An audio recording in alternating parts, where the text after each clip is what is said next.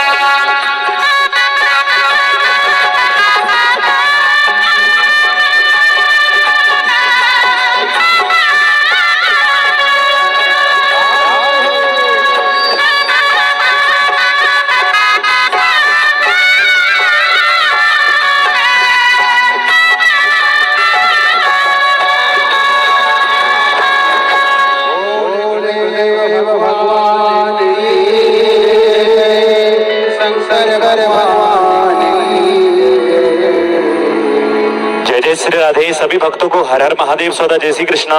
श्री शिवाय नमस्तुभ्यम। 7 दिवसीय श्री शिव महापुराण की अलौकिक दिव्य कथा हम सभी पूज्य गुरुदेव के पावन सानिध्य में श्रवण कर रहे हैं। पूज्य गुरुदेव व्यासपीठ पर मंचासीन हो चुके हैं। आप सभी की ओर से, आप सभी की तरफ से व्यासपीठ को प्रणाम करते हुए, नमन करते हुए और हम सबके प्रिय, हम सबके लाडले ठाकुर कल्लू जी महाराज के पावन चरणों में नमन करते हुए और आप सभी शिव भक्तों के पावन चरणों में नमन करते हुए आज हम सभी सुंदर प्रथम दिवस की कथा श्रवण करेंगे। और हमारे बीच में महादेव महाराज जी पधारे हैं। हम सभी को सुंदर आशीष वचन श्रवण कराएंगे। जय जय श्री राधे। हर हर महादेव। वक्रतुंड महाकाय सूर्यकोटि समप्रभ निर्विघ्नं कुरु देव सर्वकार्येषु सर्वदा। मनोजपं मारुततुल्यवेगं जितेन्द्रियं बुद्धिमता वरिष्ठं वातात्मजोवा नरोत्तमुख्यं श्रीरामदूतं शरणं प्रपद्ये। सर्वमंगलमांगल्ये शिवे सर्वार्थसाधिके शरणत्र्यंबके गौरी नारायणी नमस्तुते। हरि ओम द्योः शान्तिरन्तरिक्षं शान्ति पृथिवी शान्तिरापः शान्तिरोगदया शान्ति वनस्पतयः शान्तिर्विश्वे देवाः शान्तिर्ब्रह्म शान्ति सर्वं शान्ति शान्तेव शान्ति सामा शान्तिरेधि। हरि ओम तस्य श्री ब्रह्मार्पणमस्तु। हरि ओम शांतो वरदो जय जय श्री राधे। सभी भक्तों को हर हर महादेव सौदा जय श्री कृष्णा। श्री शिवाय नमस्तुभ्यम।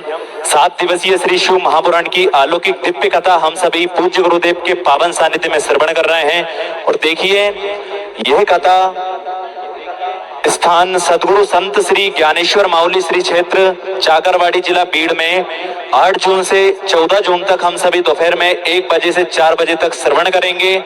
और यही कथा पूर्ण होने के बाद 19 जून से 23 जून तक निकोम जिला दुर्ग छत्तीसगढ़ की पवित्र भूमि से हम सभी 5 दिवसीय श्री शिव महापुराण की अलौकिक दिव्य कथा श्रवण करेंगे। और जैसा कि पूज्य गुरुदेव ने हम सभी को बताया है कि 6 अगस्त को प्रदोष वाले दिन बाबा कुबेर भंडारी को भव्य कावड़ यात्रा हम सभी मां सीवन के पावन तट से बाबा कुबेरेश्वर महादेव को भव्य कावड़ यात्रा चढ़ाएंगे। सुबह 9 बजे 6 अगस्त को प्रदोष वाले दिन भव्य कावड़ यात्रा पूज्य गुरुदेव के साथ में, पूज्य गुरुदेव के सानिध्य में हम सभी भव्य कावड़ यात्रा बाबा कुबेरेश्वर महादेव को चढ़ाएंगे। और देखिए, जैसा कि आप सभी को ज्ञात है कि पूज्य गुरुदेव के पावन सानिध्य में जो सेवा के कार्य कंकर शंकर की पवित्र भूमि पर, कंकर शंकर की पावन धारा पर चलते हैं, उन सभी सेवा के कार्यों में जिन भक्तों ने अपनी सुंदर सी योग राशि समर्पित की, उन सभी पुण्यचारी पावनचारी दानदाताओं के नाम दयानंद चौधरी जी दिल्ली से सुंदर आपने 11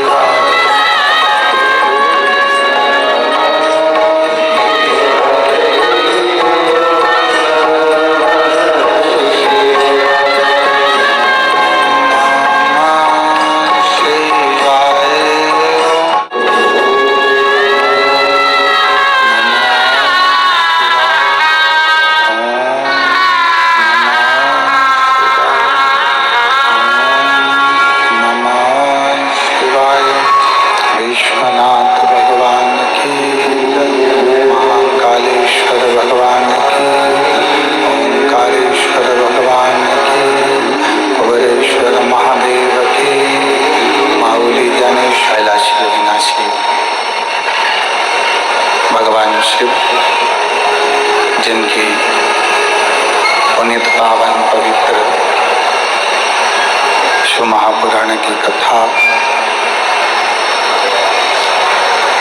संपूर्ण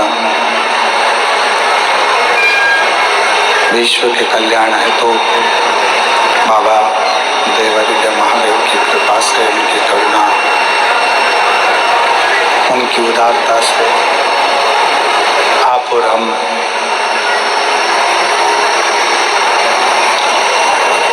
भगवान शंकर की ही करुणा कृपा से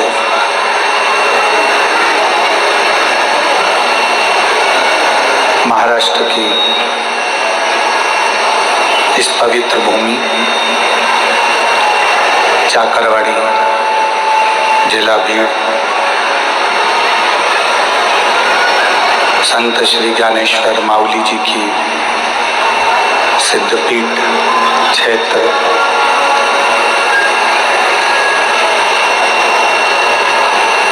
सदगुरु संत श्री ज्ञानेश्वर माउली जी की पुण्यमय आनंदमय ये पवित्र धरा, सिद्ध क्षेत्र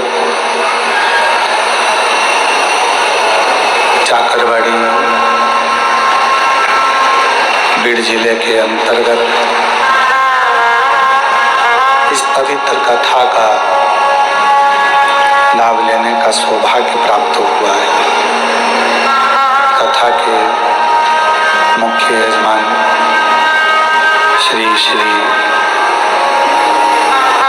महादेव जी महाराज जी, स्थान सतगुरु संत श्री ज्ञानेश्वर माउली सिद्ध क्षेत्र चाकरवाड़ी बीड़। एक बार श्री महादेव महाराज जी के लिए जोरदार ताली बजाकर स्वागत मंदन, जिन्होंने पवित्र पावन कथा का लाभ आप और हमको दिया है और ये पवित्र कथा श्रवण करने का सौभाग्य प्राप्त हुआ है। और तेरी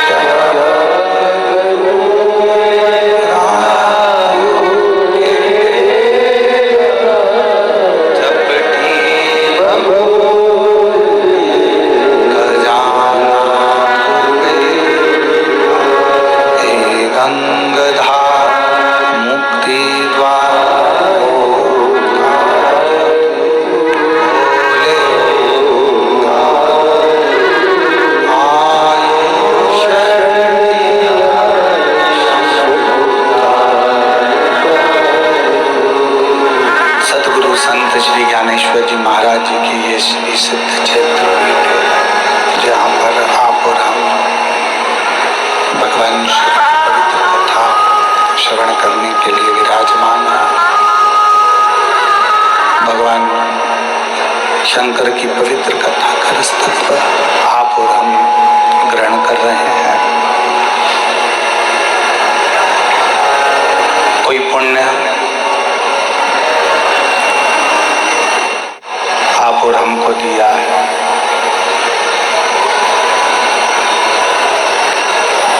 आज जो कथा प्रारंभ हो रही है, बड़ा अलौकिक दिन है।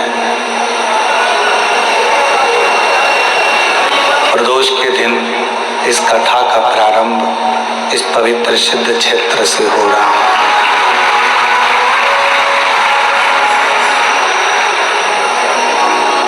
श्री महादेव महाराज जी का बड़ा मन था कि बीड़ जिले में ये कथा हो और श्री क्षेत्र में चाकरवाड़ी में ये कथा का दिव्य और भव्य आयोजन हो। महाराज जी, मैं आपके चरणों को प्रणाम करता हूँ, नमन करता हूँ।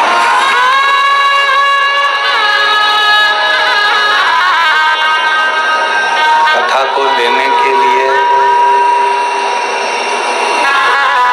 आप जितनी बार भी मिलना हुआ, हमको लगता था स्वयं संत ज्ञानेश्वर जी का दर्शन आपके रूप में हुआ। और इतनी सरलता, इतनी सहजता आपके अंदर विराजमान है कि जैसा एक संत का स्वरूप होता है, संत का भाव होता है, संत का स्वभाव होता है। हम कहेंगे अगर कहीं देखने जाना हो तो श्री महादेव महाराज जी के पास जाकर देखें। सरल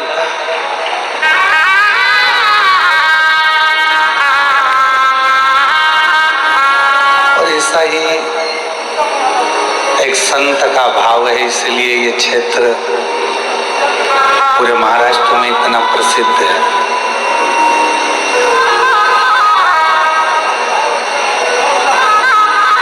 जब कल हम श्री क्षेत्र में पहुंचे चाकरवाड़ी में, समाधि मंदिर के अंदर जब अभिषेक किया, दर्शन किया, तो ऐसा लग रहा था कि जैसे कोई अलग से कोई ज्ञान की ऊर्जा, कोई तप की ऊर्जा, कोई भजन की ऊर्जा, कोई कीर्तन की ऊर्जा प्रणाम करते ही अपने शरीर में समा रही है। और इतने पवित्र क्षेत्र में अगर ये शिव महापुराण की कथा आप और हम अगर श्रवण कर रहे हैं, इतने पवित्र क्षेत्र में अगर ये पवित्र कथा का लाभ आप और हम ले रहे हैं, तो हमको तो लगता है कि सारी नदियों का जल एक जगह पर एकत्रित हो गया हो, ऐसा चाकरवाड़ी की कथा का क्रम है।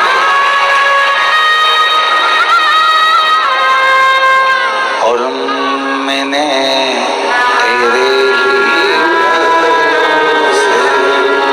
बाबा तेरे हवा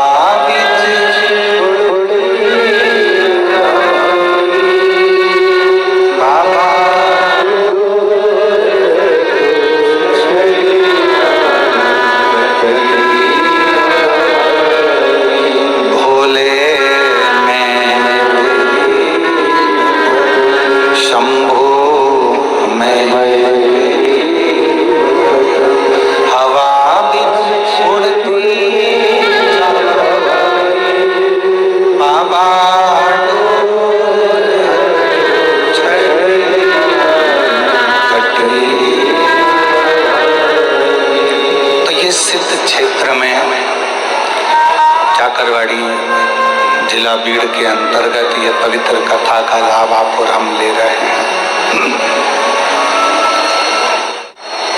किसी संत की पवित्र भूमि पर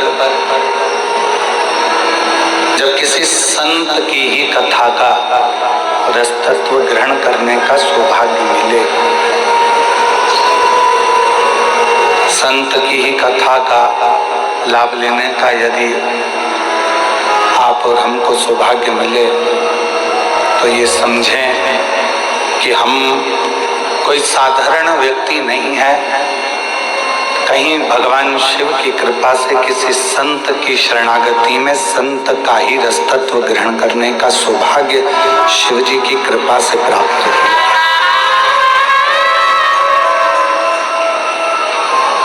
उसी की कृपा, उसी की करुणा, उसी की दया, उसी की कृपा, उसी की करुणा, उसी की कृपा, उसी की करुणा, उसी की दया है जो ये पवित्र कथा का लाभ आप और हम ले रहे हैं। अब इन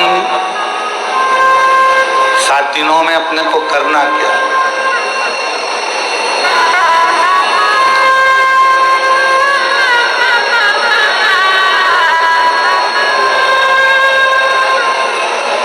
अपना घर छोड़ा, पीछे की आवाज बढ़ाओ। राधे, पीछे की आवाज बढ़ाइए, पीछे की, जहां जनता खड़ी हुई है।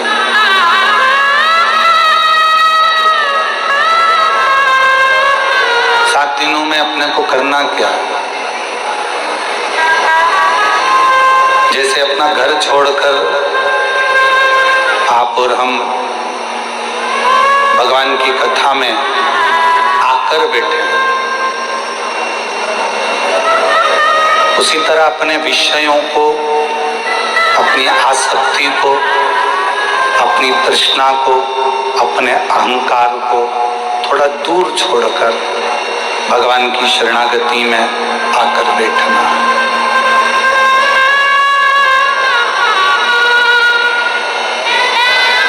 शिवगण भृंगी पर आधारित ये शिव महापुराण की कथा होगी। और शिव जी का एक ऐसा गण है भृंगी, जो भगवान शिव के सिवाय कहीं उसका चित्त, उसका मन जाता ही नहीं। और एक बार जो शिव का होकर आ गया, एक बार जो परमात्मा को होकर आ गया, तो ये मानकर चलो कि फिर तुम्हें कहीं भटकने की जरूरत नहीं पड़ेगी। शंकर तुम्हारा हाथ थामकर तुम्हें मंजिल तक पहुंचा देगा।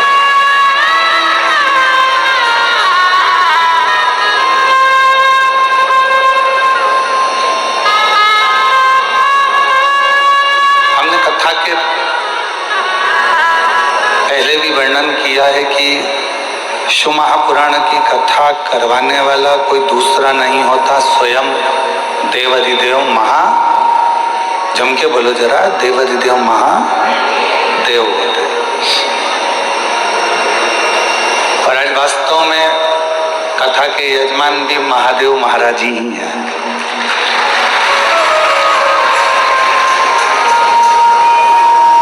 कथा के करवाने वाले भी महादेव जी हैं और कथा बाचने वाले भी महादेव जी हैं और कथा सुनने वाले भी महादेव जी हैं। इस कथा को कोई दूसरा नहीं करे। अब आप और हम इसमें कितना ग्रहण कर सकते हैं? आप और हम इसमें से कितना ले सकते हैं? कितना अपनी जिंदगी में उतार सकते हैं, कितना प्राप्त कर सकते हैं, या आप और हमारे ऊपर निर्भर करता है।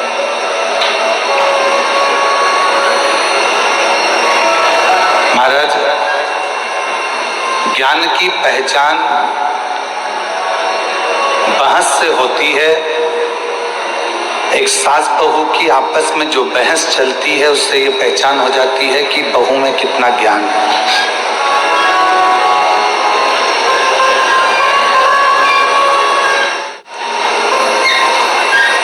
एक बहस की पहचान, एक ज्ञान की पहचान उसकी आपसी भाषा की बहस से हो जाती है।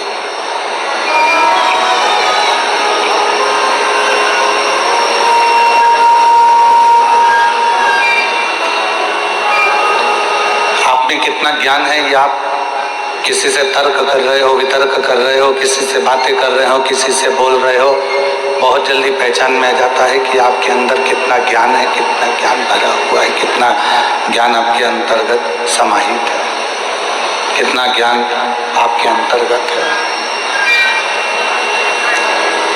और यदि इंसान की पहचान करना है तो उसकी पहचान करने के लिए बहुत सारे धन, वैभव, संपदा, सत्ता, दौलत की जरूरत नहीं पड़ती। उसकी वाणी, उसकी बोली उसकी पहचान करा देती है कि उसमें कैसा इंसान है, कैसा व्यक्ति है और कैसा उसका व्यक्तित्व है।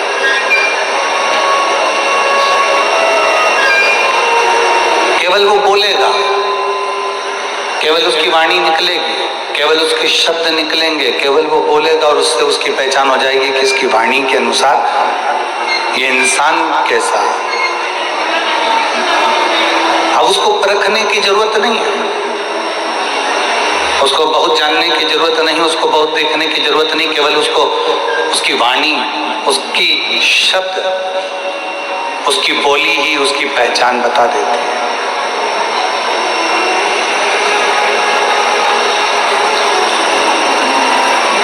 और शिव महापुराण की कथा कहती है,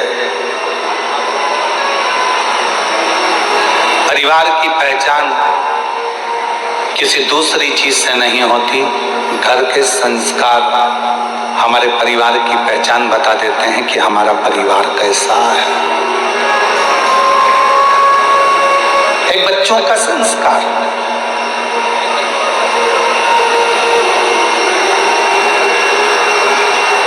एक प्रसंग याद आता है और ये केवल कोई कथा नहीं है, ये ओरिजिनल प्रसंग है जिसको हमने अखबार में पढ़ा था, शायद 4-6 साल पुराना हो सकता है।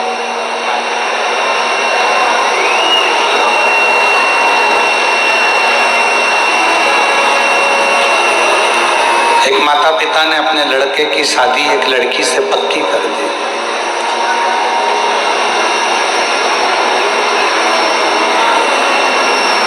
दिखने में सुंदर है लड़की, अच्छी है, श्रेष्ठ है, सुंदर है, पढ़ी लिखी भी है।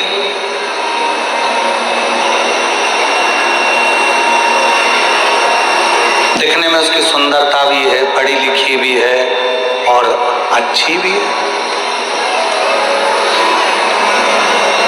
विवाह पक्का हो गया, सगाई हो गई, संबंध जुड़ गया।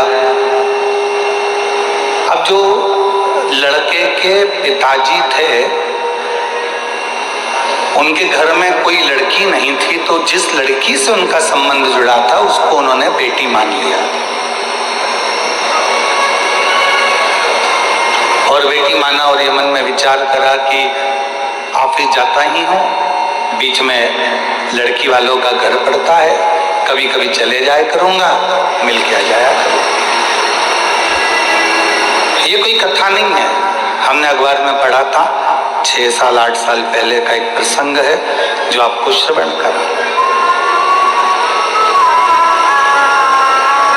अब लड़के के पिताजी लड़की के घर जाते, कभी सुबह सुबह चले जाते तो माँ पोछा लगाती हुई दिखती, झाड़ू लगाते हुए दिखती।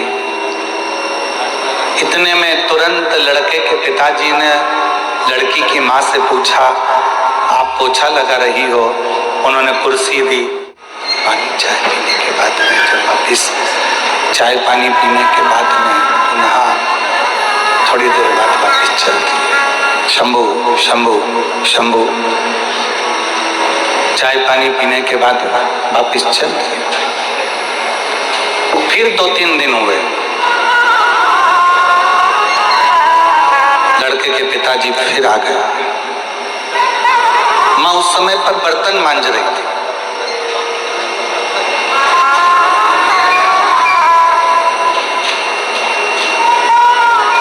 ससुर जी ने पूछा, समधी जी ने पूछा, क्यों साहब समधी जी कहाँ गए? कहा वो काम से गए। बेटा काम से गया, बेटी अंदर है। अच्छा। समधी जी के लिए बर्तन मांगते मांगते छोड़कर फिर वो चाय लाई, पानी लाई, समधन ने चाय पानी पिलाया। समधी जी फिर चले गए। 1.5 महीने के बाद फिर समधी जी आई। समधन कपड़े धो रही थी, हवाई लगाई, दरवाजा खोला, फिर आए, फिर पूछा सब कहाँ हैं, तो कहा कोई वहाँ, कोई वहाँ, कोई वहाँ। हाथ धोया, पानी लाई, कुछ नाश्ता बना के रखा था, नाश्ता लेकर दिया। 15 दिन के बाद फिर समधी जी आए, सास ने, लड़की की माँ ने फिर वैसा के वैसे किया। अब समधी जी ने एक पत्र लिखकर भेजा कि हमारी तरफ से ये रिश्ता कैंसिल करा जाता है, हमको ये संबंध नहीं रखना, हमको ये रिश्ता नहीं रखना। लड़की के माँ बाप ने पूछा साहब आपका हमारा इतना अच्छा प्रेम है, संबंध है, फिर आप लड़का लड़की का ये संबंध क्यों नहीं रखना चाहते? तो लड़के के पिता ने पत्र भेजकर लिखा, हमें हमारे घर में बहू चाहिए जो अपने माँ बाप का आदर करती हो, वो आदर अपने सास ससुर का करे। अगर माँ घर में बर्तन मांज रही है और बेटी घर में मोबाइल चला रही हो, माँ कपड़े धो रही हो और बेटी लैपटॉप चला रही हो, माँ झाड़ू लगा रही हो और बेटी अपने कमरे में सो रही हो, माँ पूरे घर का काम कर रही हो और बेटी आराम से बैठकर अपने कमरे से बाहर ना निकल रही हो, तो हमको टेबल पर सजाने के लिए गुलदस्ता नहीं चाहिए, हमको बहू चाहिए, हमको बहू चाहिए। खूब पढ़ाओ बेटियों को। यशु महापुराण की कथा कहती है, शंकर जी की 6 लड़कियों को शंकर जी ने अलग अलग गुरु के गृह में पढ़ने के लिए भेजा था। शायद दुनिया का पहला पिता होगा जो अपनी बेटी को शिक्षा अध्ययन करने के लिए भेजे थे, वो देवाधिदेव महादेव थे, वो भगवान शंकर थे, वो भगवान शिव, वो उघड़दानी देवाधिदेव महादेव भगवान शंकर थे। खूब पढ़ाओ बेटी को, अच्छी एजुकेशन दिलाओ बेटी को, अच्छा कॉलेज दिलाओ बेटी को, अच्छे स्कूल में पढ़ाओ बेटी को, तुम्हारी कैपेसिटी से ज्यादा अध्ययन कराओ बेटी को। पर निवेदन है, अपनी घर की बेटी को एक संस्कार जरूर देना कि अगर माँ थकी हुई दिख रही हो तो बेटी कहे, मम्मी भले मैं ऑफिस से आई हूं, तुम बैठो, मैं चाय बनाकर तुम्हारे लिए भी लाती हूं और मेरे लिए लेकर आ। माँ आप रुको, थोड़ा काम मैं करती हूँ, आप बैठे रहो। मम्मी टेंशन मत लो, मैं कर दूंगी ना, हो जाएगा ना, चिंता मत करो, चलो बैठो। पापा चिंता मत करो। जिस घर की बेटी का संबोधन, जिस बेटी के घर के शब्द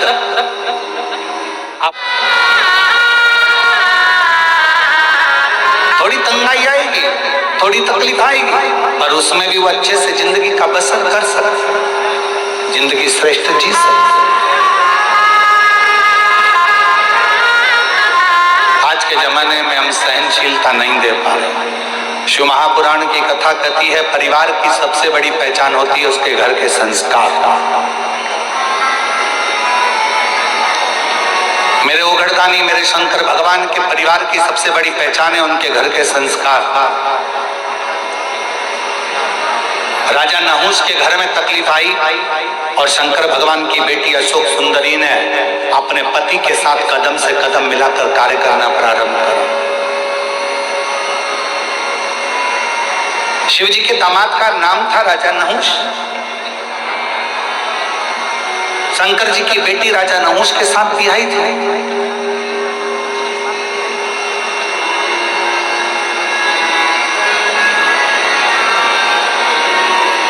ऐसा नहीं है कि जिंदगी में मुसीबत नहीं आती। हम पहले भी कथा के माध्यम से आपको कहे थे, मंगल सूत्र गले में लड़की के इसलिए बांधा जाता है, विवाह के समय पर लड़का लड़की के गले में मंगल सूत्र इसलिए बांधता है क्योंकि मंगल सूत्र में एक जैसे दाने नहीं होते। मंगल सूत्र में थोड़े दाने सोने के होते हैं तो थोड़े दाने काले होते हैं, थोड़े दाने पीले होते हैं तो थोड़े दाने लाल होते हैं, थोड़े दाने पीले होते हैं तो थोड़े दाने काले होते हैं।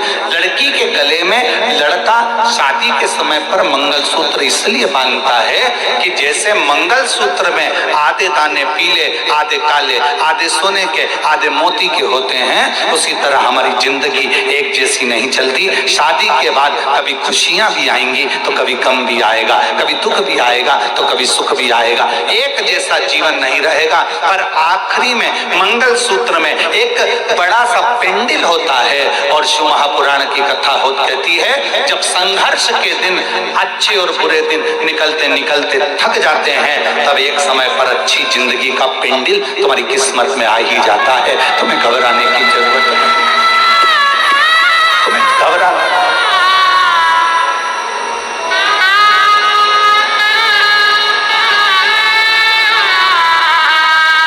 एक अच्छे परिवार की पहचान, एक अच्छे परिवार की पहचान उसके घर के संस्कार से होती है। कैसा संस्कार है उसका, ये उसके घर की पहचान बता देती है। इसलिए फिर निवेदन है कि मत बुरे कर्म कर वरना, सब बोलो सब, भगवान बच, तू बच नहीं, अरे हो अज्ञानी मत करना, अरे हो अज्ञानी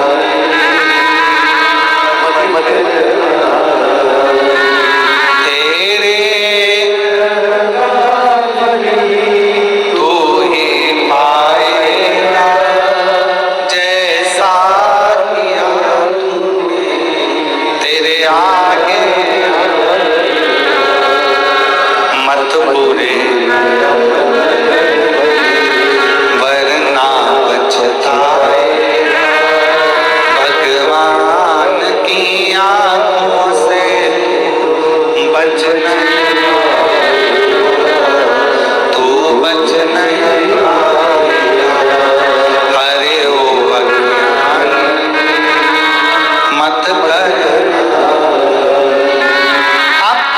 अच्छे परिवार की पहचान बताने का सबसे सुंदर तरीका है आपके घर का संस्कार।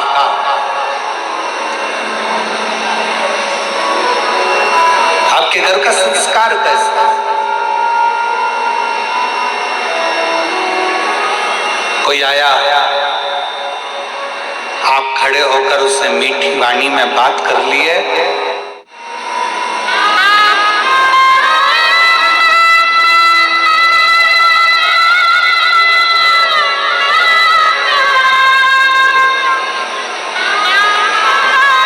कौन बना रहा है भोजन,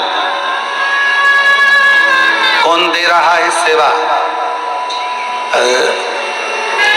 महादेव महाराज जी प्रणाम करते हुए कहूंगा आपको, हो सकता है कि घर के लोगों को लगे, कल हम जब आए और आने के बाद ऊपर कक्ष में गए, हम प्रसाद पा रहे थे तो हमने बच्चों से पूछा कि प्रसाद किसने बनाया? तो बच्चे बोले कि महादेव महाराज जी के ही यहाँ से, उनके ही परिवार की, उनकी ही माता जी और उनकी ही धर्मपत्नी आदि जो परिवार में बेटी और परिवार के सदस्य हैं, वही प्रसाद बना। तो हमने ललित महाराज जी को तुरंत कहा कि उनको धन्यवाद देना कि इतने आदरणीय होने के बाद भी उन्होंने अपना रसोई घर नहीं छोड़ा और प्रसाद बनाने की क्रमता जारी रखी, उसके लिए साधुता।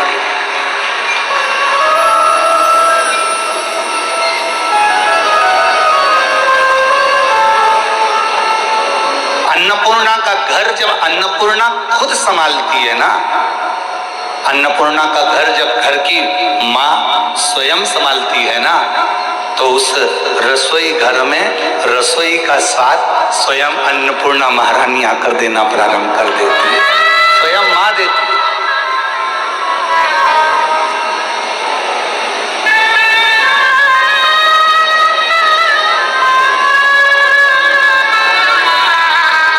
और यही प्रभु की कृपा है। हम हर जगह कथा करने जाते हैं तो कहीं ना कहीं हमको कहना पड़ता है कि कहना कि सब्जी में मिर्ची की मात्रा कम करो, कहना पड़ता है सब्जी में ये मात्रा ज्यादा करो, कोई मात्रा कम करो। पर पहली बार प्रसाद पाने के बाद ये कहना पड़ा कि सारी प्रसादी अन्नपूर्णा महारानी ने बनाई है, सब प्रसाद अच्छा स्वीकार। कहना ही नहीं पड़ा। क्यों? क्योंकि घर की मर्यादा, संस्कार और घर के नियम ये मूल हो। और एक चावल का दाना देखा जाता है हंडी का कि चावल पका कितना है, पूरी हंडी कितनी पकी है। हमने तुरंत फिर ललित महाराज से कहा, अब ये विश्वास करता है कि जब इतना सुंदर प्रसाद यहाँ बना है तो चाकरवाड़ी में जो कथा हो रही है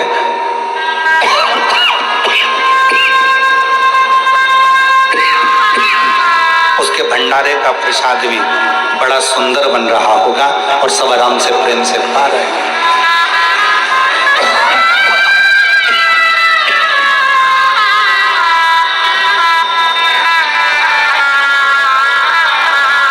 ये प्रेम बता देता है, आनंद बता देता है। शिव कथा कर रही है, भगवान शंकर का प्लेन जा रहा है, एकदम सूखा सूखा माई के गला पकड़ रहा है। शिव कथा कर रही है, भगवान शंकर का चरित्र कर रहा है, शिव तत्व कर रहा है, शंकर की कथा कर रहा है।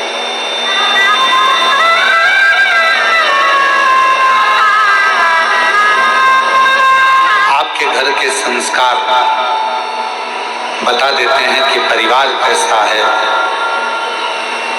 आपकी बोली बता देती है इंसान कैसा है, आपकी बहस एक दूसरे के प्रति तानाकसी बता देती है कि आपका ज्ञान कैसा है।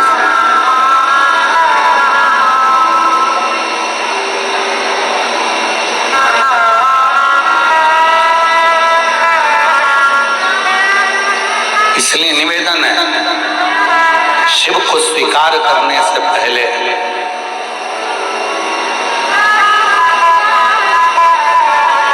शिव को स्वीकार करने से पहले सदगुरु श्री संत ज्ञानेश्वर माऊली जी की इस पवित्र धरा से कहूं मैं आपको कि शिव को स्वीकार करने से पहले अपने भीतर, तब शिव को अपने अंदर आप बिठा सकते। कितना कठिन। देवराज नामक का ब्राह्मण कुल में जन्म ले लेता है, ब्राह्मण कुल में पैदा होता है, ब्राह्मण कुल में रहता है, ब्राह्मण के घर में जन्म लेता है, ब्राह्मण के कुल में जन्म लेता है और आखिरी में वो अपने पद से भ्रष्ट हो जाता है।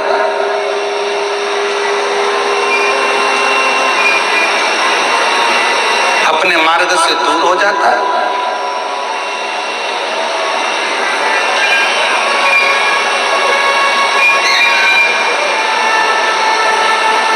जरूरी नहीं है। एक साधारण से परिवार में चर्मकार जी के घर में भी एक बालक जन्म लेते हैं। संत श्री रविदास जी महाराज चमड़े का जूता बनाते बनाते भी संतों की श्रृंखला में प्रथम गिनती में आ जाते हैं, वो संत श्री रविदास जी हो जाते हैं।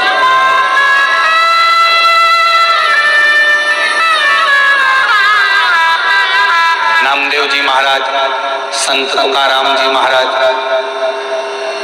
मुक्ताबाई, रामकृष्ण परमहंस जी, चैतन्य महाप्रभु जी, सबके चरित्र का स्मरण तो करिए।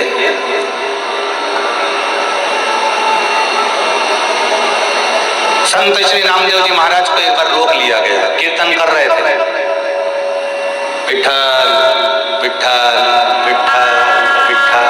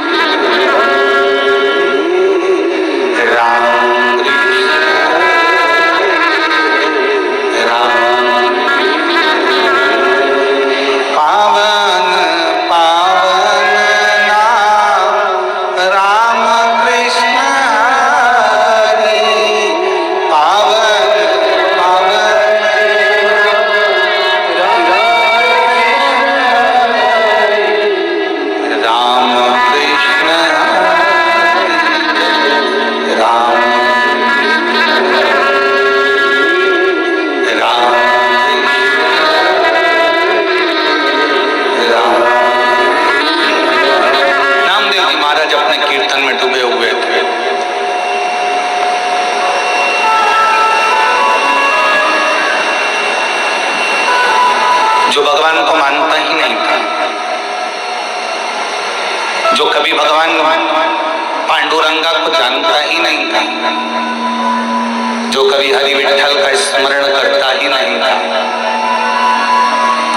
जिसने कभी मंत्र जाप नाम जाप कीर्तन किया ही नहीं था, उसने नामदेव जी को कीर्तन करते करते रोक दिया।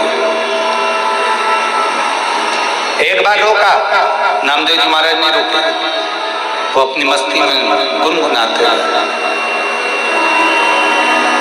राम कृष्ण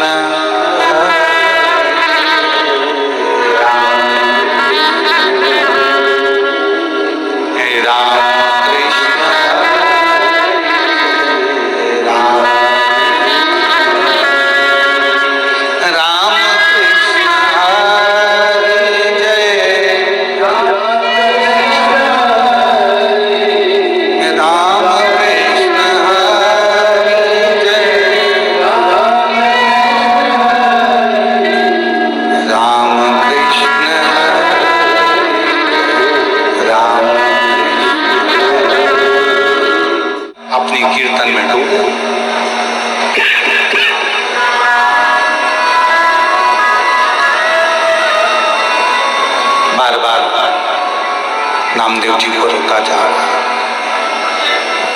नामदेव जी महाराज रोकते हैं, फिर रोका, फिर नहीं रुके। आखिरी में नामदेव जी महाराज थोड़ी देर स्तुत होकर खड़े हो गए, हाथ में वीणा और करताल।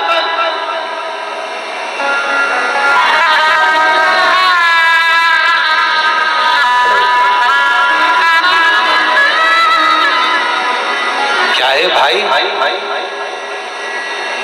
तुम मुझे कीर्तन क्यों नहीं करने देते? मेरे कीर्तन करने से तुम्हें तकलीफ क्या है?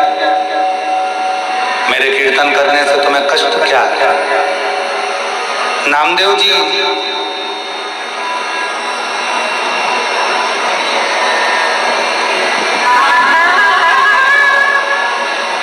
भगवान कभी दिखता ही नहीं है,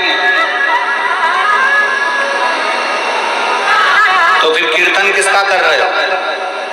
नामदेव जी बोले, भगवान भले ना दिखे पर भगवान हमारे अंदर, तुम्हारे अंदर, संपूर्ण जगत के अंदर मेरा पांडुरंगा हरि विठल समाहित रहता है। हर एक के अंदर मेरा पांडुरंगा हरि विठल सब में समाहित रहता है, सब में समाहित। हम कैसे मान सकते हैं? नामदेव जी ने एक लोटा पानी मंगवाया, एक डब्बी नमक मंगवाया, सामने वाले व्यक्ति को दिखाया, ये क्या है? नमक। ये क्या है? पानी। नमक लिया 2 चम्मच, सामने वाले से नामदेव जी ने पूछा, ये क्या है? नमक। पानी में डाल दिया। फिर नमक लिया, पूछा, ये क्या है? नमक। पानी में डाल दिया। नामदेव जी महाराज ने पानी को चम्मच से हिला दिया, घोल दिया। अब नामदेव जी महाराज ने पूछा, बता इसमें नमक कहाँ गया? सामने वाले ने कहा कि इसमें नमक तो घुल गया, नमक इसमें चला। अब तो इसको उकाल ले, गरम कर ले, तपा ले, तो भी इसमें नमक मिला ही रहेगा।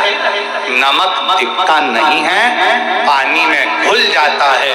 उसी तरह मेरा हरि विठल भी दिखता नहीं है। जब मानव जन्म लेता है उसमें शिव तत्व समाहित खुला हुआ, परमात्मा उसमें खुला हुआ, परमात्मा उसमें समाया हुआ।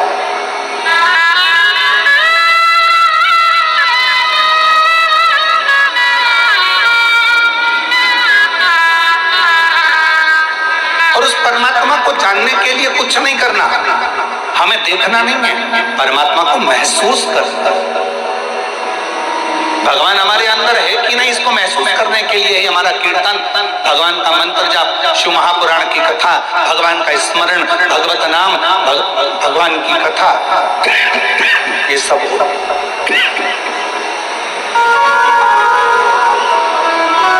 ये परमात्मा को जानने के लिए होती है, परमात्मा को पहचानने के लिए होती है। हमारे अंदर शिव तत्व कितना है, हमारे अंदर भगवान कितना समाहित है, हमारे अंदर भगवान कितना समाया हुआ है, इसकी पहचान हमारी कथा, भगवान शंकर का चरित्र, भगवान की पावन कथा हमको बता देती है कि हमारे अंदर शिव तत्व कितना है। आज एक संत की भूमि पर संत की कथा, शिवगण भृंगी शिव महापुराण की कथा चल रही है।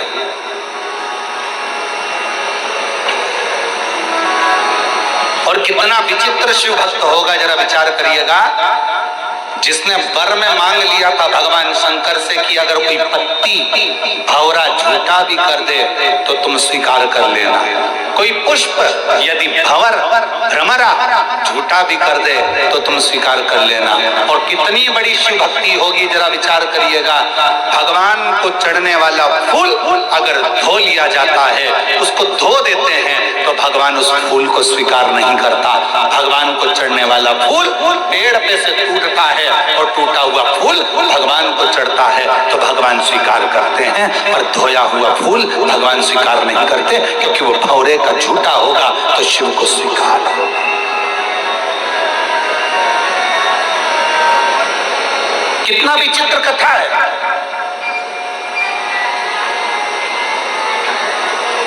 फूल को कब तोड़ा जाता है? जम के बोलो जरा, भगवान को चढ़ने वाले फूल को कब तोड़ा जाता है? नहाने के बाद कि नहाने के पहले?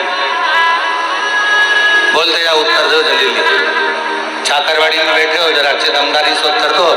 महाराष्ट्र वाले इतने धीमे बैठे रहेंगे तो हो गया कल्याण पूरे देश का। सारी बुलंद आवाज तो महाराष्ट्र से ही गूंजती है, जैसे छत्रपति संभाजी के लिए गूंजी थी।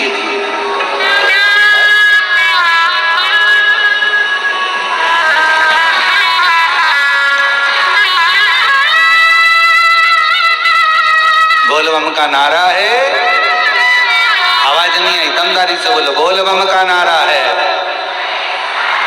सारी समस्या का हल श्री शिवाय। भगवान के लिए फूल कब तोड़ा जाता है? नहाने के बाद कि नहाने के पहले? ठीक है।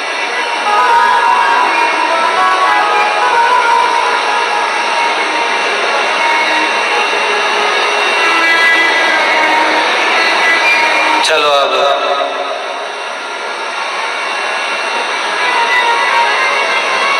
पुष्प शिव महापुराण की कथा बाची थी, किन किन ने सुनी थी?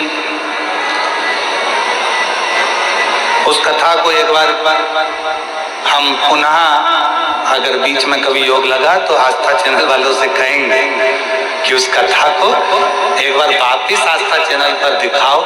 पुष्प शिव महापुराण की कथा वो 5 दिन की थी। उसमें पंच पुष्प का वर्णन किया था कि पुष्प, कौन सा फूल जमीन पर गिरा हुआ भी मेरे भगवान स्वीकार कर लेते हैं, कौन सा पुष्प जहरीला है जो किसी देवता पर नहीं चढ़ता वो भगवान स्वीकार कर लेते हैं, कौन सा पुष्प जिसको कीड़ा भी चख ले, भंवर भी झूठा कर दे, जिसको खंडित भी किया जाता है तो भगवान स्वीकार कर लेते हैं, कौन सा पुष्प?